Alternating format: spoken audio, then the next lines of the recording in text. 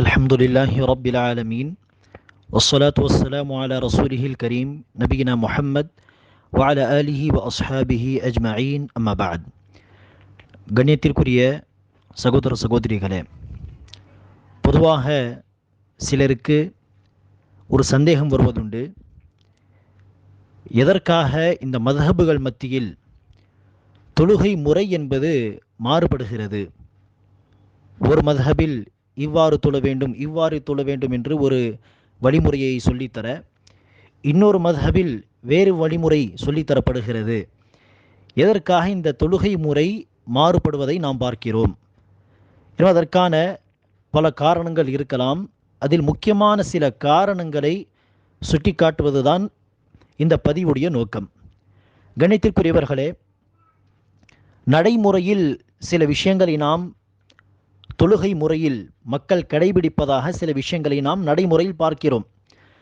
ஆனால் அந்த விஷயங்களுக்கும் இந்த மذஹபுகளுடைய இமாம்கள் அறிஞர்களுக்கும் எவ்வித தொடர்பும் கிடையாது. அவர்கள் இத்தகைய கருத்துக்களை சொல்லவும் இல்லை, தன்னுடைய வாழ்க்கையில் அவர்கள் இத்தகைய கருத்துக்களை என்ன செய்யவில்லை, நடைமுறைப்படுத்தியும் காட்டவில்லை. எனவே அத்தகைய விஷயங்களை பற்றி நாம் இப்போது பேசவில்லை. அதற்கும் அந்த மذஹபுகளுக்கும் அந்த மذஹபின் அறிஞர்கள் இமாம்களுக்கும் தொடர்பே கிடையாது. எனவே அதை பற்றியெல்லாம் பதில் சொல்ல வேண்டிய அவசியம் இல்லை. உதாரணத்திற்கு சொல்வதாக இருந்தால், மாலிகி மذஹபில் கையை கட்டாமல் நிற்பது இருக்கிறது. கையை கட்டாமல் இருப்பது இது மذஹப் மாலிகி மذஹபுடைய ஒரு வழிமுறை என்று பரவலாக மக்கள் இப்படி சொல்வார்கள். கையை கட்ட வேண்டிய அவசியம் கிடையாது, அப்படியே கையை விட்டு விட்டு நிற்க வேண்டும் கியாம் நேரத்திலே. ஆனால் இப்படி இமாம் மாலிக் அவர்கள் சொன்னார்களா? இது இமாம் மாலிக் அவர்களுடைய ஃபத்வாவா? தொழுகை நேரத்தில் கியாம் நேரத்தில் கையை கட்டாமல் கையை விட்டு விட்டு நிற்க வேண்டும் என்பது இமாம் மாலிக் அவர்களுடைய ஃபத்வாவா? தொழுகை முறையை அவர்கள் சொல்லும் பொழுது இப்படி சொல்லியிருக்கிறார்களா? இல்லையே. இமாம் மாலிக் ரஹிமுல்லா அவர்கள் கடைசி காலகட்டத்தில் ஹலீஃபா அவர்களை சிறையில் அடைத்து கசையடி அடிக்க வைத்தான் அவர்களுடைய இரு கைகளில். எனவே அந்த சம்பவத்திற்கு பிறகு செயல் இழந்து போய்விட்டன இரண்டு கைகளும். அவர்களால் கையை தூக்கவே முடியாது. எனவே அப்படி இருக்க கையை கட்டாமல் தானே அவர்கள் நிற்பார்கள். அதற்கு அந்த சம்பவத்திற்கு பிறகு அவர்கள் தொழுத தொழுகைகளில். எனவே அதை என்ன செய்யக்கூடாது? இமாம் மாலிக்குடைய மஸ்ஹப் இது, கையை கட்டாமல் நிற்பது இவருடைய வழிமுறை என்று சொல்வது எந்த அளவிற்கு ஒரு தவறான கருத்தாகும். அவரால் முடியாத காரணத்தினால் அப்படி நின்று தொழுதார்கள். எனவே அத்தகைய விஷயங்களை பற்றி நாம் இப்போது பேசவில்லை. அதே போல் தொழுகையை ஆரம்பிக்கும் பொழுது தக்பீர் தஹரீமா சொல்லும் பொழுது அல்லாஹு அக்பர் என்று சொல்லி சிலர் என்ன செய்வார்கள்? கையை உயர்த்தி தன்னுடைய காதை தொடுவார்கள். காதின் கடைசி பகுதியை தொடுவது இது எந்த ஒரு மஸ்ஹபிலும் இல்லாத ஒன்று. இப்படி தொடும்படி இமாம் அபு ஹனீஃபா அவர்கள் சொன்னார்களா? இமாம் மாலிக் ரஹிமுல்லா அவர்கள் சொன்னார்களா? இல்லை. எனவே இத்தகைய கருத்துகள் நடைமுறையில் இப்படிப்பட்ட பல விஷயங்கள் உண்டு. அதை பற்றி நாம் இப்போது பேசவில்லை. நாம் பேசுவது எதை குறித்து? இமாம்கள் சொன்ன கருத்துகள், அந்த இமாம்களுடைய மذஹபுகளில் பதிவு செய்யப்பட்ட கருத்துகள், தொழுகை முறை என்று. எனவே அந்த விஷயத்திலே கருத்து வேறுபாடு எதற்காக வருகிறது? தொழுகை முறை ஏன் மாறுகிறது? அதற்கான ஒரு சில காரணங்களை நாம் பார்ப்போம். ஒரு முக்கியமான காரணம் என்ன? நபி ஸல்லல்லாஹு அலைஹி வஸல்லம் அவர்களுடைய ஆதாரபூர்வமான செய்திகளிலேயே, ஆதாரபூர்வமான ஹதீஸுகளிலேயே வெவ்வேறு வழிமுறைகள் சொல்லப்பட்டிருக்கும். நபி அவர்களே தன்னுடைய வாழ்க்கையில் பல வழிமுறைகளை பயன்படுத்தியிருப்பார்கள். உதாரணத்திற்கு நபிகள் நாயகம் ஸல்லல்லாஹு அலைஹி அவர்கள் எவ்வாறு கையை உயர்த்துவார் என்று பார்க்கும் பொழுது, நபி ஸல்லல்லாஹு அலைஹி வஸல்லம் அவர்கள் இரு கையை உயர்த்தும் பொழுது, தக்பீர் சொல்லும் பொழுது கையை உயர்த்தும் பொழுது இரு கைகளை நெஞ்சு வரை உயர்த்தியதாகவும் பார்க்கிறோம். தோள்பட்டை வரை உயர்த்தியதாகவும் அறிவிப்புகள் உண்டு. நபி ஸல்லல்லாஹு அலைஹி அவர்கள் காது வரை இரு கைகளை உயர்த்தியதாகவும் அறிவிப்புகள் உண்டு. கிப்லாவை முன்னோக்கியவாறு கைகள் காது வரை உயர்த்த வேண்டும். அதேபோல் ஷோல்டர்ஸ், தோள்பட்டைகள் வரை உயர்த்த வேண்டும், நெஞ்சு வரை, இப்படிப்பட்ட அறிவிப்புகள் உண்டு. எனவே சில இமாம்கள் என்ன செய்திருப்பார்கள்? காது வரை உயர்த்த வேண்டும் என்கிற அறிவிப்பை மட்டுமே அவர்கள் எடுத்திருப்பார்கள். அந்த அறிவிப்பு தான் அவர்களுக்கு கிடைத்திருக்கும். எனவே அவர்கள் அதை மக்களுக்கு சொல்லியிருப்பார். இன்னொரு இமாம் நெஞ்சு வரை தோள்கள் வரை உயர்த்தக்கூடிய அந்த அறிவிப்பு அவர்களுக்கு கிடைத்திருக்கும். அதை அவர் எடுத்து அந்த வழிமுறையை மக்களுக்கு சொல்லியிருப்பார். இனி இப்படி மதுஹபுகள் மத்தியிலே இப்படி கருத்து வேறுபாடு வரும். ஆனால் இரண்டுமே ரசூல் அவர்கள் செய்த காரியங்களாகவே இருக்கும். அதே போல் இரு கைகளை இடது கை மீது வலது கையை வைத்து எவ்வாறு கட்டுவது, அதிலும் ஒன்றுக்கு மேற்பட்ட வழிமுறைகளை ரசூல் அவர்களே செய்து காட்டியிருக்கிறார்கள். அதே போல் எப்படி உட்காருவது, தஷஹுத் அமர்விலே அத்தஹியாத் அமர்வின் பொழுது எப்படி உட்காருவது, அதில் தவறுக் என்கிற ஒரு வழிமுறையும் இன்னொரு வழிமுறையும் சொல்லி தரப்பட்டிருக்கிறது. எனவே இப்படி அந்த அறிவிப்பு யாருக்கு கிடைத்திருக்குமோ அவர்கள் அத்தகைய அமர்வை சொல்லி கொடுத்திருப்பார்கள். அதாவது இடது கால் மீது உட்கார்ந்து வலது காலை நிப்பாட்டுவது இந்த வழிமுறை. இன்னொரு வழிமுறை என்ன, தவறுக் என்கிற வழிமுறை. ஒரு தொழுகையில் 2 தஷஹுதுகள் இருந்தால், ஒன்றுக்கு மேற்பட்ட அமர்வுகள் இருந்தால், அதில் கடைசி அமர்வு கடைசி தஷஹுதில் தரையில் உட்கார்ந்து வலது காலை நிப்பாட்டுவது அல்லது படுக்க வைப்பது. இதுவும் ரசூல் அவர்கள் உட்கார்ந்து காட்டிய ஒரு வழிமுறைதான். எனவே ரசூல் அவர்களே ஒன்றுக்கு மேற்பட்ட வழிமுறைகளை நமக்கு கற்று தந்திருப்பார். எனவே ஒரே ஒரு வழிமுறையை, அந்த ஒரே ஒரு ஹதீஸ் கிடைத்த காரணத்தினால் ஒரே ஒரு வழிமுறையை அந்த குறிப்பிட்ட இமாம் சொல்லிவிட்டு சென்றிருப்பார். இன்னொரு வழிமுறை எந்த இமாமுக்கு கிடைத்ததோ அவர்கள் அந்த வழிமுறையை சொல்லி கொடுத்திருப்பார். இப்போது நமக்கு எப்படி தெரிகிறது? கருத்து வேறுபாடு இல்லை. இரண்டுமே ரசூலுடைய ஹதீஸ்களில் சொல்லப்பட்டவைதான். இரண்டையும் செய்யலாம் என்பது அர்த்தமாகும். சரி, இரண்டாவது ஒரு முக்கியமான காரணம் என்ன? ஹதீஸ் போய் சேராமல் இருப்பது. முதல் குறிப்பிலும் ஒரு வகையில் பார்த்தால் ஹதீஸ் போய் சேராமல் இருந்தது ஒரு காரணம் என்று சொல்லலாம். ஒரே ஒரு வழிமுறையை அவர்கள் பார்த்து சொல்லிவிட்டார். இரண்டாவது வழிமுறை இருக்கிறது என்று அவர்களுக்கு தெரியாமல் இருந்திருக்கலாம். ஏனெனில் அது எத்தகைய காலகட்டம்? அறிவிப்பு ஹதீஸுகளை மக்கள் அறிவித்து வந்த காலகட்டம் அது. ஹதீஸுகள் தொகுக்கப்பட்ட நிலையில் நமக்கு தேவையான அனைத்து ஹதீஸுகளும் புத்தக வடிவிலே நமக்கு கிடைக்காது அந்த காலகட்டத்தில். மாறாக அப்போதுதான் ஹதீஸுகளை அறிவித்து வந்தார்கள் மக்கள். ஒரு காலகட்டத்திற்கு பிறகுதான் அது நூல்களாக தொகுக்கப்பட்டன. ஏன்னா அந்த காலகட்டத்தில் நமக்கு தேவையான அனைத்து ஹதீஸுகளும் நம் முன்னால் இருக்க வேண்டும் அவசியமில்லை. பல ஹதீஸுகள் நமக்கு தெரியாமல் போகலாம். கல்வி ஆரம்பித்த காலகட்டம் அது. இப்போது கல்வி பரப்பப்பட்டு நூல்களாக தொகுக்கப்பட்டு பாதுகாக்கப்பட்ட நிலையில் பல விஷயங்கள் நமக்கு உட்கார்ந்த இடத்திலே கிடைக்கிறது. ஆனால் அந்த காலகட்டம் வேறு. எனவே அந்த காலகட்டத்தை முன்வைத்து புரிந்து கொள்ள வேண்டும். எனவே ஹதீஸ் கிடைக்காமல் போவது இது இரண்டாவது முக்கியமான காரணம். அதற்கு உதாரணமாக இமாம் அபு ஹனீஃபா ரஹிமுல்லா அவர்களுடைய மத்ஹபில், ஹனஃபி மத்ஹபில் நாம் பார்க்கிறோம், ருக்குவுக்கு முன்பும் சரி ருக்குவுக்கு பின்பும் சரி கையை உயர்த்துவது ஹனஃபி மத்ஹபில் இல்லை. மாறாக தக்பீர் தஹ்ரீமா என்கிற முதல் தக்பீரில் மட்டுமே தான் இரு கைகளை உயர்த்துவது ஹனஃபி மத்ஹபில் சொல்லப்பட்ட ஒன்று. ருக்குவுக்கு முன்போ ருக்குவுக்கு பின்போ கையை உயர்த்தக்கூடாது. தக்பீர் மட்டும் சொல்ல வேண்டும், அல்லாஹு அக்பர் என்று சொல்ல வேண்டும், அல்லது தஸ்மீ சமி அல்லாஹு லிமன் ஹமீதா என்று மட்டும் சொல்ல வேண்டும். கையை உயர்த்தக்கூடாது என்பது ஹனஃபி மத்ஹபுடைய கருத்து. இது சம்பந்தமாக நாம் பார்க்கிறோம், இமாம் அபு ஹனீஃபா ரஹிமுல்லா அவர்கள் சம்பந்தமாக ஒரு சம்பவம் அறிவிக்கப்பட்டிருக்கிறது. அவரிடத்தில் ஒரு இமாம் வந்து கேட்கிறார், எதற்காக ருக்குவுக்கு முன்பு நீங்கள் கையை உயர்த்துவதில்லை? அப்போது இமாம் அபு ஹனீஃபா அவர்கள் பதிலளித்தார்கள்.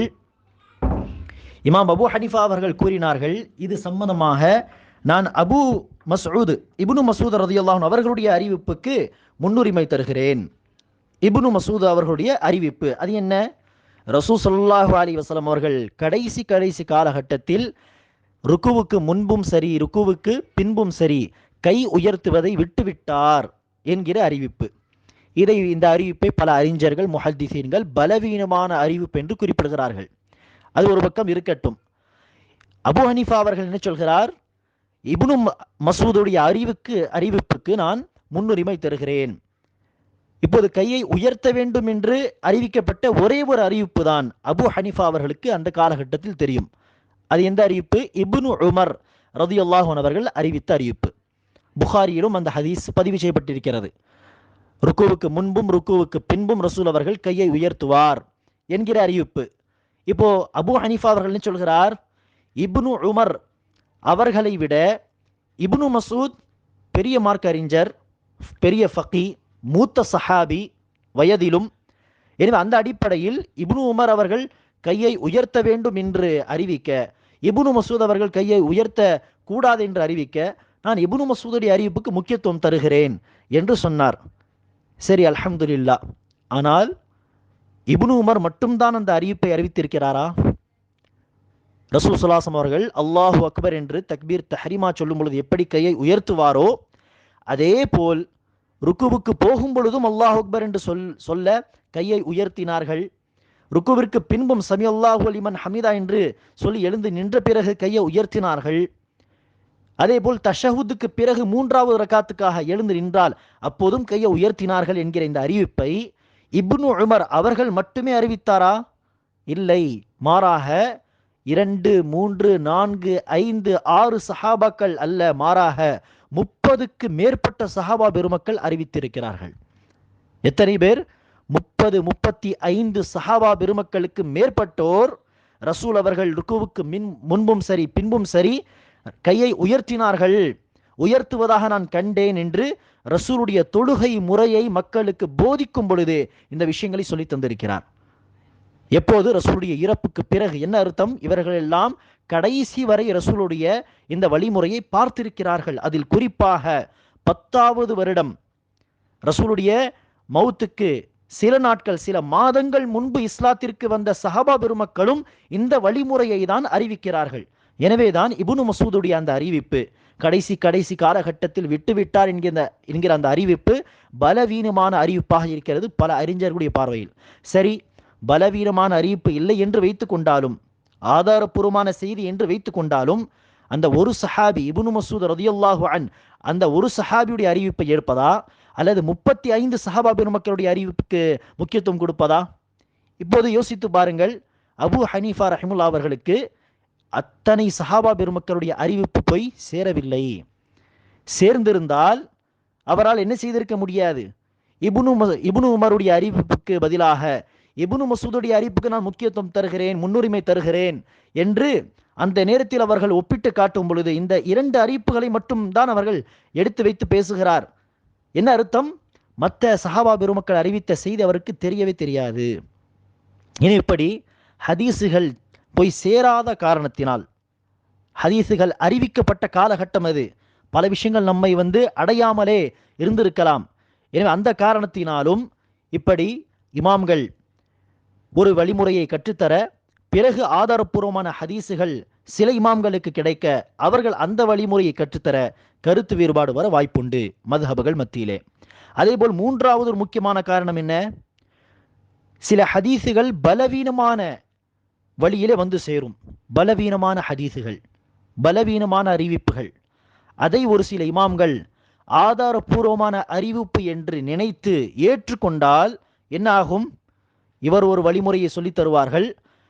ஆதாரபூர்வமான செய்தி எந்த இமாமுக்கு போய் சேர்ந்ததோ அவர்கள் ஆதாரபூர்வமான செய்தியில் சொல்லப்பட்ட வழிமுறையை மக்களுக்கு சொல்லித் தருவார்கள். இப்படியும் என்ன நடக்கும்? பிற்காலத்திலே மத்ஹபுகள் மத்தியிலே கருத்து வேறுபாடை நம்மால் பார்க்க முடியும், பலவீனமான அறிவிப்பை ஏற்றுக்கொண்ட காரணத்தினால். அதற்கான உதாரணம் என்ன? ஒரு மத்ஹபில் சொல்லப்பட்டிருக்கிறது, வித்ர் தொழுகை என்பது ஒரு ரக்காத் என்பது கூடாது. குறைந்தபட்சம் என்ன? 3 ரக்காத் அல்லது 5 அல்லது 7 என்று 11 ரக்காத் வரை. ஆனால் குறைந்தபட்சம் 3 ரக்காத் தான். ஒரு ரக்காத் வித்ர் கூடாது. இதற்கு என்ன ஆதாரம் என்று சொன்னால் ஒரு பலவீனமான அறிவிப்பு, ஒரு தஈஃப் ஹதீஸ். அதில் சொல்லப்பட்டிருக்கிறது ஒரு ரக்காத் வித்ர் என்பது தவிர்க்கப்பட வேண்டியவை.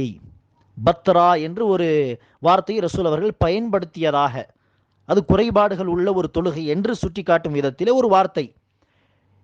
எனவே இந்த அறிவிப்பின் அடிப்படையில் ஒரு ரக்காத் வித்ர் என்பது கூடாது என்பது ஒரு மஸ்ஹபுடைய கருத்து. ஆனால் அதே நேரத்தில் நாம் பார்க்கிறோம், ஆதாரப்பூர்வமான புகாரிலும் இந்த ஹதீஸ் உண்டு. பல ஆதாரப்பூர்வமான நூல்களில், நஸாயி, அபூதாவூத் என்கிற பல நூல்களில் அறிவிக்கப்பட்ட ஒரு செய்தி, ஒரு ரக்காத் வித்ரும் அனுமதிக்கப்பட்டது. எவர் ஒருவர் ஒரு ரக்காத் வித்ர் தொழ விரும்புகிறாரோ அவர் தொழட்டும் என்று சொல்லப்பட்டிருக்கிறது. எனவே ஆதாரப்பூர்வமான செய்திகளில் ஒரு ரக்காத் வித்ர் என்பது அனுமதிக்கப்பட்டதாக சொல்லப்பட்டிருக்க, பலவீனமான ஒரு அறிவிப்பில் என்ன சொல்லப்பட்டிருக்கிறது? ஒரு ரக்காத் வித்ர் கூடாது. இப்போ அந்த பலவீனமான அறிவிப்பை யார் ஏற்பார்களோ அவர்கள் இல்லை என்று சொல்வார்கள். இன்னும் இப்படி கருத்து வேறுபாடு வர வாய்ப்புண்டு. அதே மாதிரி இன்னொரு உதாரணம் என்ன, ருக்கூவுக்கு பிறகு எழுந்து நின்ற பிறகு அல்லாஹு அக்பர் என்று சொல்லி சஜ்தாவுக்கு போவோமே, அந்த நேரத்தில் கைகளை முன்னால் வைப்பதா தரையில், அல்லது முட்டிகளை முன்னால் வைப்பதா, முட்டிகளை வைத்து பிறகு கைகளை வைத்து சஜ்தாவுக்கு போவதா, அல்லது கைகளை வைத்து பிறகு முட்டிகளை வைத்து அடுத்து சஜ்தாவுக்கு போவதா? இப்போ இந்த விஷயத்திலே கைகளை வைக்கக்கூடாது, முட்டிகளை வைக்க வேண்டும் என்று ஒரு மஸ்ஹபுடைய கருத்து. ஆனால் மற்ற 3 மஸ்ஹபுகளில் கிட்டத்தட்ட அல்லது 2 மஸ்ஹபுகளில் சொல்லப்பட்ட கருத்து என்ன, கைகளை முன்னால் வைக்க வேண்டும், அடுத்துதான் 2 முட்டிகளை. இப்போது இந்த கருத்து வேறுபாடின் காரணம் என்ன, கைகளை வைக்கக்கூடாது என்று சொன்ன அந்த கருத்தின் அடிப்படை ஒரு பலவீனமான அறிவிப்பின் மீது உள்ளது. அந்த பலவீனமான அறிவிப்பில் ரசூல் ஸல்லல்லாஹு அலைஹி வஸல்லம் அவர்கள் 2 கைகளை முன்னால் வைத்து பிறகு சஜ்தா செய்வதை தடை செய்தார். எனவே 2 முட்டிகளை தான் முன்னால் வைக்க வேண்டும் என்று சொன்னதாக ஒரு அறிவிப்பு இருக்கிறது. ஆனால் அந்த அறிவிப்பு என்னது, பலவீனமான அறிவிப்பு. அந்த பலவீனமான அறிவிப்பின் காரணமாக சஹீஹான ஆதாரபூர்வமான செய்தியோடு முரண்படக்கூடிய ஒரு செய்தி, ஒரு கருத்து மத்ஹபுகளில் சொல்லப்பட்டு இருப்பதை நாம் பார்க்கிறோம். எனவே பலவீனமான அறிவிப்புகளை அடிப்படையாக வைக்காமல், அல்லது பலவீனமான அறிவிப்பு அடிப்படையில் சொல்லப்பட்ட கருத்துகள் என்று தெரிந்த பிறகாவது பிற்காலத்தில் அந்த கருத்துக்களை நீக்கிவிட்டால் இத்தகைய முரண்பாடுகளில் பல விஷயங்களை கலைத்து விடலாம். 4வது முக்கியமான காரணம் என்ன, ஆதாரபூர்வமான செய்திகளை புரிந்து கொள்வதில் கருத்து வேறுபாடு கொள்வது.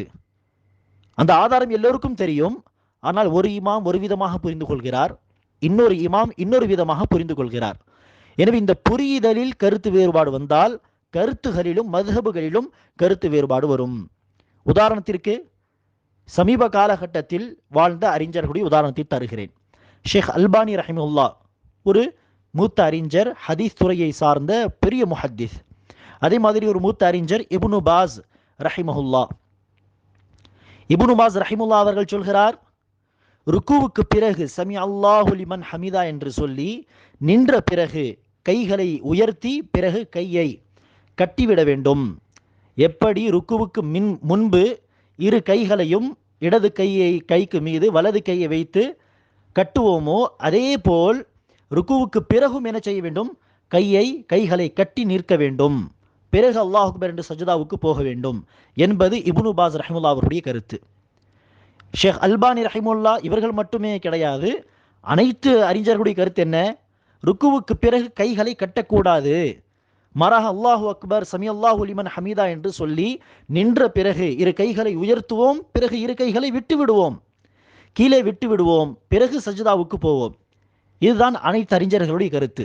இதற்கு காரணம் என்ன, இப்னு பாஸ் ரஹிமுல்லா அவர்களும் எடுத்து காட்டுவது அதே ஆதாரபூர்வமான செய்திகள் தான்.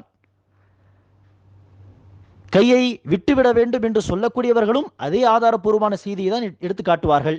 இவர்கள் என்ன சொல்வார்கள், அனைத்து அறிஞர்களும் ரசூல் ஸல்லல்லாஹு அலைஹி வஸல்லம் அவர்கள் சமி அல்லாஹு லிமன் ஹமீதா என்று சொன்ன பிறகு 2 கைகளை உயர்த்தினார்கள் என்பதுதான் அந்த அறிவிப்புகளில் சொல்லப்பட்டிருக்கிறதே தவிர கையை உயர்த்திவிட்டு பிறகு கையை கட்டிக்கொண்டார் என்று வரலையே. எனவே வராத காரணத்தினால் கைகளை விட்டுவிட வேண்டும். யதார்த்தமான நிலை என்ன, கைகளை விட்டிருப்பதுதான் மனிதனுடைய யதார்த்தமான நிலை. கையை கட்டுவதாக இருந்தால்தான் சொல்ல வேண்டும் கைகளை கட்டுங்கள் என்று. எனவே எதுவும் சொல்லப்படவில்லை என்று சொன்னால் கைகளை விட்டுவிட வேண்டும், யதார்த்தமான நிலையில் நிற்க வேண்டும் என்பது அறிஞர்களுடைய கருத்து. இப்னு பாஸ் ரஹிமுல்லா அவர்கள் எப்படி புரிந்து கொள்கிறார், தொழுகையில் யதார்த்தமான நிலை என்ன, கைகளை கட்டி கொண்டுதான் இருப்போம் தொழுகையில் கியாம் நேரத்தில் நின்று கொண்டிருக்கும் பொழுது. எனவே ருக்குவுக்கு பிறகும் நாம் நின்று கொண்டு இருக்கிறோம். எனவே அந்த சின்ன சமயத்திலும் நின்று கொண்டிருக்கும் பொழுது கைகளை கட்டி கொண்டிருக்க வேண்டும். ஏனெனில் ருக்குவுக்கு முன்பும் கியாம் நிலையில் நின்று கொண்டிருக்கும் பொழுது கைகளை கட்டி கொண்டுதானே இருந்தோம் என்று அவர் புரிந்து கொள்கிறார். ஆனால் செய்தி ஒன்றுதான். எனவே இப்படி அறிஞர்களுடைய புரிதலில் கருத்து வேறுபாடு வந்தால் மத்ஹபுகள் அந்த ஃபத்வாக்களிலும் கருத்து வேறுபாடு வரும். அதே போல் வித்திர் தொழுகையுடைய சட்டம் சம்பந்தமாக, இது தொழுகையின் வழிமுறை அல்ல, சட்ட ரீதியான ஒரு விஷயம். வித்திர் தொழுகையை பல அறிஞர்கள் இது கடமையான தொழுகை அல்ல என்று குறிப்பிடுகிறார். ஆனால் இமாம் அபூ ஹனீஃபா அவர்கள் என்ன சொல்கிறார்கள், இது கடமையான தொழுகை. என்ன காரணம்? ஹதீஸை புரிந்து கொள்வதில் கருத்து வேறுபாடு. அனைத்து அறிஞர்களும் என்ன சொல்கிறார்கள், ஐவேளை தொழுகையை தானே அல்லாஹ் கடமையாக்கினான். இதற்கு பல ஆதாரங்கள் உண்டு. மேராஜுடைய சம்பவம், பல ஹதீஸுகளை ரசூல் அவர்கள் சொல்கிறார்கள், ஒரு நாளில் இரவு பகலில் ஐவேளை தொழுகை உங்கள் மீது கட்டாய கடமை என்று பல ஆதாரங்கள் உண்டு. எனவே அந்த தொழுகையை தவிர மற்ற தொழுகைகள் அனைத்துமே உபரியானவை, கட்டாய கடமை, ஃபர்தான தொழுகை அல்ல என்று குறிப்பிடுகிறார். ஆனால் இமாம் அபூ ஹனீஃபா அவர்கள் செய்கிறார், வித்ர் தொழுகை சம்பந்தப்பட்ட ஒரு அறிவிப்பு. வித்ர் தொழுகை என்பது அல்லாஹுடைய உரிமை, ஹக், அல்லாஹுடைய ஹக், அல்லாஹுடைய உரிமை என்று ரசூல் அவர்கள் சொல்கிறார். எனவே இந்த அளவிற்கு அழுத்தம் திருத்தமாக ரசூல் அவர்கள் சொல்லும் பொழுது இது கண்டிப்பாக தொழுகையாக வேண்டும் என்று ஃபர்தான தொழுகைகளுக்கு ஃபர்து என்கிற வார்த்தையையும் வித்ர் தொழுகைக்கு வாஜிப் என்கிற வார்த்தையும் வைத்து வேறுபாடை மக்களுக்கு சொல்லி தந்து என்ன செய்கிறார், அதுவும் அவசியம் என்று சொல்கிறார். என்ன காரணம்? அந்த ஹதீஸுகளை எவ்வாறு புரிந்து கொள்வதில் ஏற்பட்ட கருத்து வேறுபாடு. ஆனால் அனைத்துமே ஆதாரப்பூர்வமான செய்திகள் தான். ஆனால் இப்போது கடைசியாக கணித்திருக்கிறவர்களே, நாம் என்ன செய்வது? சரி, அந்த காலகட்டத்தில் பலவீனமான அறிவிப்பை ஆதாரப்பூர்வமான அறிவிப்பு என்று ஆய்வு செய்ய முடியாத ஒரு சூழ்நிலை. இன்று எந்த அளவுக்கு வசதி வாய்ப்புகளை எல்லாம் கல்வி ரீதியான உலக விஷயத்திலும் வசதி வாய்ப்புகளை பார்க்கிறோம். கல்வி ரீதியாக யோசித்து பார்த்தாலும் இன்று உள்ள வசதி வாய்ப்புகள் அந்த காலகட்டத்தில் இருந்திருக்கவில்லை. எனவே ஒரு சில விஷயங்களை ஆய்வு செய்து பார்க்க வேண்டிய வசதிகள் இல்லாத காரணத்தினால் பலவீனமான அறிவிப்பை ஆதாரப்பூர்வமான அறிவிப்பு என்று எண்ணிவிட வாய்ப்புண்டு. அல்லது ஹதீஸுகள் வந்து சேராத நிலைமை, இப்படி பல காரணங்கள் இருந்தன. ஆனால் இன்று அல்ஹம்துலில்லாஹ் ஹதீஸுகள் நம் முன்னால் இருக்கிறது. நூல்களில் தொகுக்கப்பட்ட நிலையில், பாதுகாக்கப்பட்ட நிலையில் அல்ஹம்துலில்லாஹ் ஹதீஸுகள் உண்டு. தேவையான அனைத்து ஹதீஸுகள் எடுத்து பார்க்கலாம். அந்த ஹதீஸுகளில் பலவீனமான ஹதீஸ் என்று என்ன ஹதீஸுகள் பலவீனமானது, எந்த ஹதீஸுகள் ஆதாரப்பூர்வமானது, சஹீஹானது என்பதை பிரித்து பார்க்கலாம். பிரித்து காட்டியிருக்கிறார்கள் பல அறிஞர்கள். என இப்படி இருக்க நாம் என்ன செய்வது என்று சொன்னால், ரசூல் ஸல்லல்லாஹு அலைஹி வஸல்லம் அவர்கள் பதில் தருகிறார், ஸல்லூ கமா ரஅய்துமூனி உஸல்லி. நான் எப்படி தொழுவதாக நீங்கள் என்னை பார்க்கிறீர்களோ அதே போல் நீங்களும் தொழுங்கள். என்னை எவ்வாறு தொழுவதாக நீங்கள் பார்த்தீர்களோ அப்படியே நீங்கள் தொழுங்கள் என்றுதானே ரசூல் அவர்கள் சஹாபா பெருமக்களுக்கு சொன்னார்கள். எனவே ரசூல் அவர்களை தொழுவதாக பார்த்த சஹாபா பெருமக்கள் அறிவித்த ஆதாரப்பூர்வமான ஹதீஸுகள் நம் முன்னால் இப்போது இருக்கிறது. எனவே அந்த ஆதாரப்பூர்வமான ஹதீஸுகளை பார்த்து ரசூல் அவருடைய தொழுகையை சஹாபா பெருமக்கள் எப்படி பார்த்து அறிவித்திருக்கிறார்கள் என்று நீங்கள் பாருங்கள். அந்த ஆதாரப்பூர்வமான ஹதீஸுகளின் அடிப்படையில் இப்போது நம்முடைய தொழுகையை நாம் அமைத்துக் கொள்வோம். பலவீனமான அறிவிப்புகளின் அடிப்படையில் இமாம்கள் கொடுத்த ஃபத்வாவை விட்டுவிடுங்கள். அந்த இமாம்களும் இதை தானே சொல்லிக் கொடுத்தார்கள். ஆதாரப்பூர்வமான ஹதீஸ் வந்தால் அதுதான் என்னுடைய மஸ்ஹப். இமாம் அபூ ஹனீஃபா இப்படிதான் சொன்னார். மற்ற அனைத்து இமாம்களும் இதை தான் கற்றுக் கொடுத்தார்கள். ஆதாரப்பூர்வமான ஹதீஸ் வந்தால் அதை எடுத்துக்கொள்ளுங்கள், என்னுடைய கருத்தை, என்னுடைய ஃபத்வாவை விட்டுவிடுங்கள் என்றுதானே அந்த அறிஞர்களும் சொல்லிக் கொடுத்தார்கள். எனவே இப்போது நாம் என்ன செய்ய வேண்டும்? மதுஹபுகளை பார்க்க வேண்டாம், முரண்பாடான அந்த கருத்துக்களை நீங்கள் பார்க்க வேண்டாம். ஆதாரப்பூர்வமான ஹதீஸுகளை பாருங்கள். அல்லது அந்த ஆதாரப்பூர்வமான ஹதீஸுகளின் அடிப்படையில் ரசூலுடைய தொழுகை முறையை கற்றுக் கொடுத்த அறிஞர்களுடைய நூல்கள், இப்போது எழுதப்பட்ட நூல்கள், அதை எடுத்து படியுங்கள். உதாரணத்திற்கு ஷேக் அல்பானி ரஹிமுல்லா அவர்கள் தொகுத்த சிஃபத்து ஸலாத்தின் நபி, நபி அவர்களுடைய தொழுகையின் வழிமுறை, அந்த நூல் அல்ஹம்துலில்லாஹ் பல லாங்குவேஜஸ், பல மொழிகளில் இப்போது தாராளமாக நமக்கு கிடைக்கும். எனவே இத்தகைய நூல்களை எடுத்து படித்து தன்னுடைய தொழுகையை நீங்கள் அமைத்துக் கொள்ளுங்கள் இன்ஷா அல்லாஹ். உதாரணத்திற்கு கண்ணியத்திற்குரியவர்களே, இப்போது வித்ர் தொழுகை முறையை நாம் எடுத்துக்கொள்வோமே ஆனால், இப்போது வித்ர் தொழுகையை சிலர் எப்படி தொழுகிறார்கள்? 2 ரக்அத் தொழுது தஷஹுதில் உட்கார்ந்து பிறகு 3வது ரக்காத்துக்காக அப்படியே நின்று 3வது ரக்காத்திலே சப்தமாகவே ஜமாத்தோடு தொழுதால் சப்தமாகவே தொழுது சூரத்துல் ஃபாத்திஹாவுக்கு பிறகு மறுபடியும் அல்லாஹு அக்பர் என்று ஒரு தக்பீரை சொல்லி பிறகு என்ன செய்வார்கள்? வித்ருடைய துவாவை ஓதுவார்கள். பிறகு ருக்கு சஜ்தா என்று தஷஹுத் உட்கார்ந்து பிறகு சலாம் கொடுப்பது. மகரிப் தொழுகை மாதிரி இருக்கும். ஆனால் என்ன வேறுபாடு? 3வது ரக்காத்திலே தக்பீர் சொல்வதுதான் வேறுபாடு. மகரிப் தொழுகைக்கும் இந்த தொழுகைக்கும் உள்ள வித்தியாசம். சரியா? இப்போ இந்த தொழுகைக்கான அடிப்படை என்ன? இப்படி தொழுமாறு ரசூல் அவர்கள் சொன்னார்களா? இப்படி தொழுமாறு ரசூல் அவர்கள் தொழுது காட்டினார்களா? இல்லையே. வித்ர் தொழுகை 3 ரக்காத் தொழுதால் மகரிப் தொழுகை மாதிரி அதை தொழுது விடாதீர்கள் என்று ஹதீஸ் உண்டு. ஆனால் மகரிப் தொழுகை மாதிரி தொழாமல் இருக்க 3வது ரக்காத்திலே அல்லாஹு அக்பர் என்று ஒரு முறை தக்பீர் சொல்லிவிட்டு பிறகு துவாவை ஓத வேண்டும் என்கிற இந்த டீடைல்ஸ் ரசூல் அவர்கள் சொல்லிக் கொடுத்ததா? இல்லை. எனவே இப்போது அந்த ஹதீஸ் மட்டுமே யாருக்கு கிடைத்திருக்குமோ, அதாவது மகரிப் தொழுகை மாதிரி இதை ஆக்கி கொள்ளாதீர்கள், ஆனால் எப்படி அதை மகரிப் தொழுகை மாதிரி ஆக்காமல் தொழுவது, அந்த ஹதீஸுகள் கிடைக்காமல் இருந்தால் அந்த இமாம்கள் என்ன செய்திருப்பார்கள்? சரி, இப்படி ஏதாவது தக்பீர் சொல்லிவிட்டு அதை மகரிப் தொழுகை மாதிரி இல்லாமல் வேறு மாதிரியாக அதை தொழுகலாம் என்று ஃபத்வாவை கொடுத்திருப்பார்கள். ஆனால் இப்போது நமக்கு அல்ஹம்துலில்லாஹ் மகரிப் தொழுகை மாதிரி அதை தொழாமல் இருக்க என்ன செய்வது என்கிற விஷயத்திலும் ரசூல் அவர்களுடைய ஹதீஸுகள் நம் முன்னால் இருக்கிறது. இப்போது அந்த இமாம் சொன்ன வழிமுறை ஏற்பதா அல்லது ஹதீஸுகளில் சொல்லப்பட்ட வழிமுறை ஏற்பதா? அது எப்படி தொழுவது? மகரிப் தொழுகை மாதிரி 3 ரக்காத் வித்ர் தொழுகையை ஆக்கி கொள்ளாதீர்கள், வேறு மாதிரியாக தொழுங்கள் என்று ரசூல் அவர்கள் சொன்னார்களே, எப்படி தொழுவது? 3 ரக்காத் தொழுகையை மகரிப் மாதிரி தொழாமல் எப்படி மாற்றி தொழுவது? உதாரணத்திற்கு நசை மற்றும் ஹாக்கிம், சுனன் பைஹகி என்கிற ஹதீஸ் நூல்களில் ஆயிஷா ரலியல்லாஹு அன்ஹா அவர்கள் அறிவித்ததாக பதிவு செய்யப்பட்ட ஹதீஸ். அதில் அவர் என்ன சொல்கிறார்கள்? லா யஜ்லிசு இல்லா ஃபி ஆஹிரிஹின்ன. 3 ரக்காத் வித்ர் தொழுகை ரசூல் அவர்கள் தொழுதால் 3வது ரக்காத் கடைசி ரக்காத்துக்கு பிறகுதான் ரசூல் அவர்கள் உட்கார்வார்கள், அமர்வு தஷஹுதுக்காக வேண்டி. என்ன அர்த்தம்? 2 ரக்காத்துக்கு பிறகு உட்காரக்கூடாது. 3 ரக்காத் அப்படியே தொடர்ந்து தொழுதுவிட்டு இறுதியில் தான் உட்கார்ந்து சலாம் கொடுக்க வேண்டும். இப்படி செய்தால் மகரிப் மாதிரி இருக்குமா? இருக்காதே. எனவே மகரிப் மாதிரி தொழாதீர்கள் என்கிற அந்த அறிவிப்பை தன்புறத்திலிருந்து ஒரு வழிமுறையை புரிந்து அந்த அடிப்படையில் தொழாமல் ரசூல் அவர்களே ஒரு வழிமுறையை சொல்லி தந்ததாக ஹதீஸுகள் இருக்கிறதே.